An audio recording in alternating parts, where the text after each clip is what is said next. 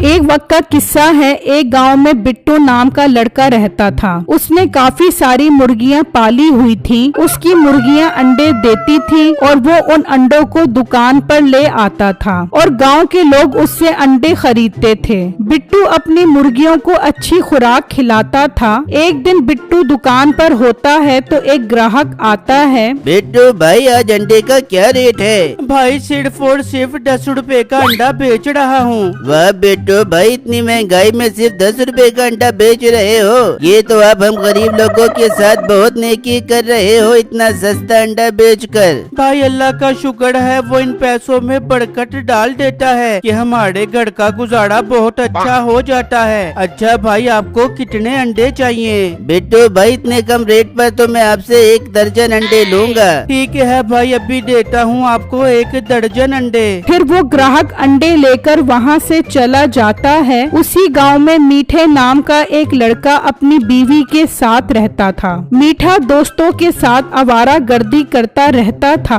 मीठे, कोई ऐसा काम बता जिसमें बगैर मेहनत के पैसे आते रहे। अरे यार, मैं तो खुद इस जुगाड़ में हूँ कि कोई ऐसा काम हाथ लग जाए जिसमें कोई मेहनत न करनी पड़े और घर बैठ के पैसा मिलता रहे। अच्छा यार, अब मैं घर जाता हूँ, बहुत भूख लग रही है। ये कहकर मीठा वहाँ से निकलता है और घर आ जाता है। बेगम, बहुत भूख लग रही है, जल्दी से खाने को कुछ दे दे। मीठे, कुछ नहीं है खाने को, तू कुछ ला के दे देगा तो पका दूंगी। सारा दिन तो तू आवारागर्दों की तरह घूमता रहता है। अब मोटी नाक वाली औरत, खाना नहीं देना तो ना दे, इतनी बातें क्यों सुना रही है? मैं जाता हूँ, बाजार से जाकर कुछ लेकर आता हूँ। ये कहकर मीठा घर से निकलता है और बिट्टू की दुकान पर आ जाता है। बिट्टू मेरे भाई, मुझे 5 अंडे दे दो, मैं तुम्हें पैसे बाद में दे दूंगा। मीठे भाई, आपने पहले भी उधार के पैसे दिए नहीं है, आज उधार वाले पैसे दे दो। 2 महीने हो गए हैं, आपको अब और उधार अंडे बिल्कुल भी नहीं दूंगा।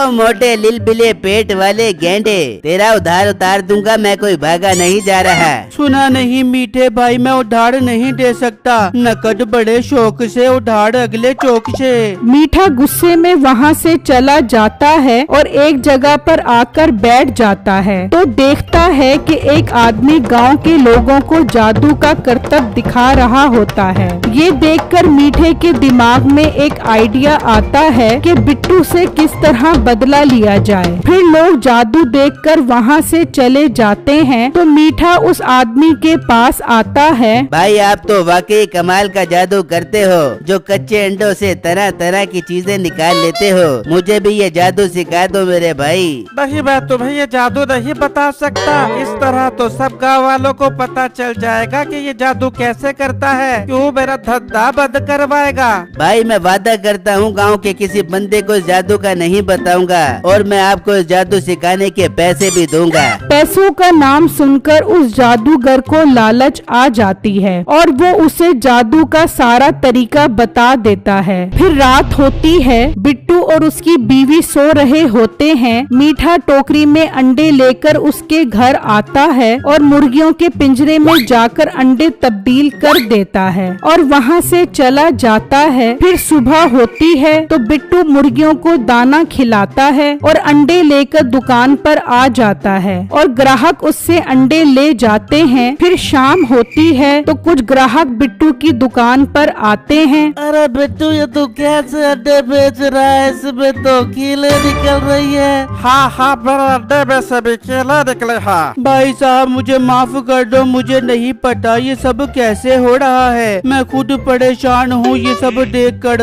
तभी मीठा वहाँ आता है। बिट्टू, मुझे लगता है जरूर तुम्हारी मुर्गियों पर किसी ने काला जादू कर दिया है, तुम्हें इस जादू की काट करवानी चाहिए। पर मीठे भाई, मैं नहीं जानता मैं किससे जादू की काट करवाऊँ। खुदारा, आप मेरी मदद करो। अरे बिट्टू मेरे भाई, तू फिक्र क्यों करता है, मैं जरूर तेरी मदद करूँगा। मैं एक आदमी को जानता हूँ, वो तेरा मसला हल कर सकता है, पर तुझे उसे 5000 रुपए देने पड़ेंगे। मीठे भाई, मैं 5000 रुपए दे दूंगा, बस मेरी मुर्गियाँ ठीक हो जाएं। ठीक है बिट्टू, कल मैं उस आदमी को तुम्हारे पास भेज दूंगा। दूंगा। ये कहकर मीठा वहाँ से चला जाता है। फिर अगला दिन होता है तो मीठा दाढ़ी मूछ लगाकर बिट्टू के पास आता है। हाँ बेटा, तुम्हारी जो भी परेशानी है तुम फिक्र मत करो, अब तुम्हारा सारा मसला हल हो जाएगा, मुझे सब बातें बताओ। फिर बिट्टू उसे सारी बातें बताता है। ओहो, ये तो तुम्हारी मुर्गियों पर सब किस्म का बंगाली जादू हो गया है, पर तुम फिक्र मत करो,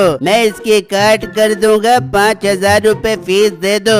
बिट्टू उसे 5,000 देता है। बाबा जी अब मेरी मुर्गियाँ ठीक तो हो जाएंगी ना? तुम फिक्र ही मत करो, तुम आराम से घर जाकर सो जाना, जब सुबह उठकर देखोगे तो तुम्हारी सारी मुर्गियाँ ठीक हो जाएंगी। बाबा जी आपका बहुत बहुत शुक्रिया। फिर अगला दिन होता है तो बिट्टू मुर्गियों के पास आता है और एक अंडा उठाकर जमीन पर फेंकता है तो अंडे में कोई कील नहीं होती। बिट्टू ये देखकर बहुत खुश हो जाता है। बिट्टू की दुकानदारी फिर से अच्छी हो जाती है। इस तरह कुछ दिन गुजर जाते हैं, लेकिन लोग फिर बिट्टू के पास शिकायत लेकर आते हैं कि अंडों से फिर कील निकल रहे हैं। बिट्टू परेशान मीठे के पास जाता है। मीठे भाई फिर से अंडों से कीले निकल रही हैं। लगता है फिर दोबारा मेरी मुर्गियों पर जादू हो गया है। बिट्टू, लगता है जादू की दोबारा काट करवानी पड़ेगी। तो मीठे भाई आप उन बाबा जी को कहो कि वो जादू की काट कर दें। बिट्टू, मैं बाबा जी को बोलता हूँ, वो तुम्हारे पास आ जाएंगे। ठीक है मीठे भाई, बाबा जी को मेरे घर भेज देना। बिट्टू वहाँ से चला जाता है और घर आकर अपनी बीवी को सारी बातें बताता है। बिट्टू जी, मीठे भाई तो बहुत अच्छे हैं जो मुश्किल वक्त में हमारी मदद कर रहे हैं। दूसरी तरफ मीठा भेष बदल कर बिट्टू के घर आता है। बच्चा, तेरा ध्यान किधर है? तेरा बाबा इधर है, बाहर आ। बिट्टू जी, मुझे लगता है बाबा जी आ गए हैं। फिर वो दोनों बाहर आते हैं। बाबा जी फिर से वही मसला शुरू हो गया है, अंडों से कीले निकल रही हैं। बच्चा, तेरी मुर्गियों पर सब किस्म का काला बंगाली जादू है, अब मुझे इसका मुकम्मल इलाज करना पड़ेगा। तो बाबा जी आप मुकम्मल इलाज करो, हम बहुत परेशान हैं। बेटा, इस इलाज की 10,000 रूपए फीस लगेगी। बाबा जी मैंने आपको पहले फीस तो दी थी, अब हमारे पास और पैसे नहीं हैं। बच्चा, मैं मुफ्त में इलाज नहीं करता, जब तेरे पास पैसे हो मुझे दोबारा बुला लेना।